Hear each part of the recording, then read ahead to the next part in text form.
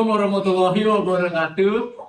Om Swastiastu. Kami dari kelompok 10 PDB 52. Perkenalkan, namaku Imadi Baik Krisna Dewantara, NIM 1422167. Namaku Aulia Sulami Afat dengan NIM 421241644. Namaku Fesyam Singa Dapat dengan NIM 434 Perkenalkan, nama saya Ini Warusaguna dengan NIM 177241124. Perkenalkan, nama saya Ini Pertama dari teknik saya 18651055. Perkenalkan, nama saya Rasiati Zenongga dengan NIM 4122411080. Perkenalkan, nama saya Agung Walidan dengan NIM 187410006.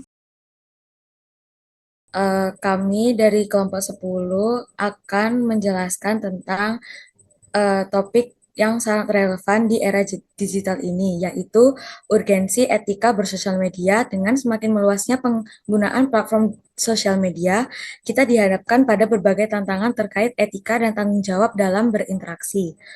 Kita akan mengeksplorasi mengapa etika ini penting, dampaknya terhadap individu dan masyarakat, serta langkah-langkah yang dapat kita ambil untuk menciptakan lingkungan yang lebih positif dan bertanggung jawab di dunia maya. Dampak algoritma media sosial terhadap eksposur konten dekaden dan implikasinya pada moralitas mahasiswa. Di sini saya akan menjelaskan tentang bab 1, yaitu pendahuluan. Di poin 1.1 terdapat latar belakang.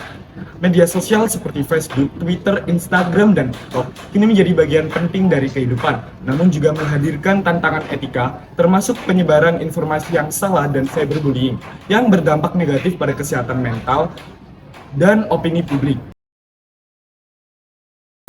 Tujuan umum. Penelitian ini bertujuan untuk meningkatkan kesadaran mahasiswa tentang etika media sosial dan perilaku bertanggung jawab, serta memahami pengaruh algoritma. Ini juga akan mengidentifikasi langkah untuk meningkatkan literasi etika digital. Tujuan khusus. 1. Untuk menganalisis bagaimana algoritma media sosial mempengaruhi proses pengambilan keputusan etis mahasiswa dan terkait konten yang mereka konsumsi dan bagikan.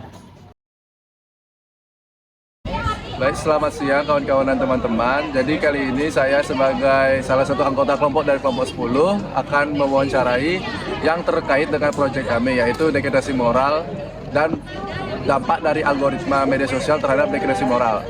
Jadi di sini ada Mbak siapa? Syifa. Mbak Syifa akan saya wawancarai tentang bagaimana sih bagi kehendak dia terhadap algoritma medsos degradasi moral ini. Sebelum penjelasan lebih lanjut, Mbak Seva akan mengerjakan pretest. Jadi akan dilaksanakan sekarang. Jadi setelah Mbak Seva sudah mengerjakan pretestnya, sekarang saya akan menjelaskan materi yang dapat bisa diartikan sebagai edukasi bagi mahasiswa tentang degradasi moral itu. Jadi di sosial media itu ada yang namanya filter bubble. Nah, filter bubble itu terjadi ketika algoritma media sosial menyaring konten berdasarkan minat pengguna, membatasi paparan terhadap pandangan berbeda, yang menyebabkan konfirmasi bias dan kurangnya kesadaran terhadap isu global. Untuk mengatasinya, penting untuk meningkatkan literasi digital, mencari sumber informasi beragam, dan memungkinkan akses ke konten yang lebih luas. Nah, jadi filter bubble ini bisa diartikan sebagai kita tuh menyukai apa yang di sosial media, maka di situ juga kita dapat konten seperti itu juga. Sekarang Mas Eva tolong untuk di-scan, mengerjakan post-testnya lagi, dan setelah mengerjakan konfirmasi.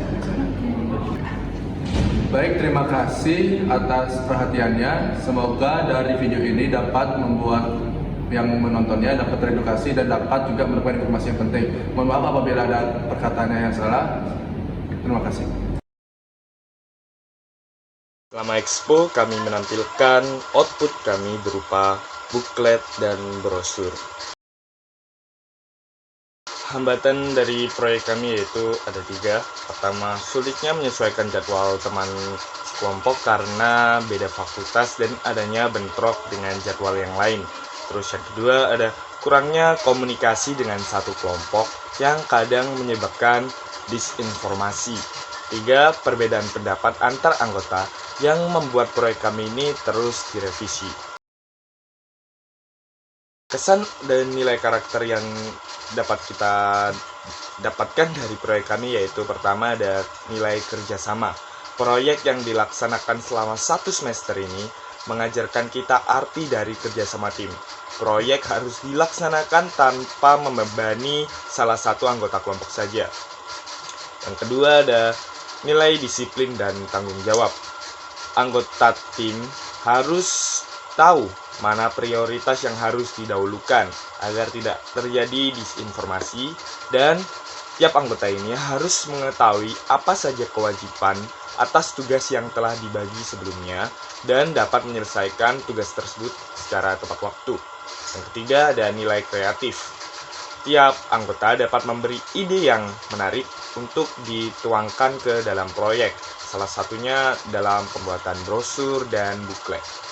Yang terakhir ada nilai inspiratif. Tiap anggota mampu memberikan kesan yang mendalam kepada responden, yakni mahasiswa, dan mereka mampu memahami esensi dari proyek kita.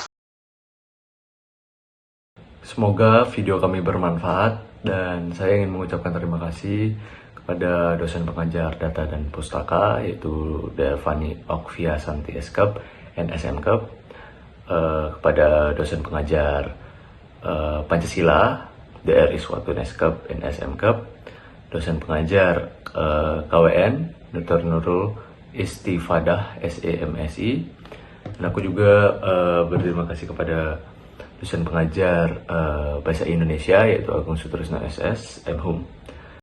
Bapak Muhammad Abdul Ilah, SPDI, MPDI, Ibu Kusuma Eko Purwantari, DRMSI, Bapak Fahrul Muzaki, SIP MIP, dan Dr. Farid Dimjati Lusno, DR MKL. Terima kasih pada kawan-kawan angkatan 2024, terutama pada PDB 52 dan semua pihak-pihak yang turut membantu dalam proyek kami. Dan terima kasih untuk semua penonton video kami, dan semoga video kami bermanfaat.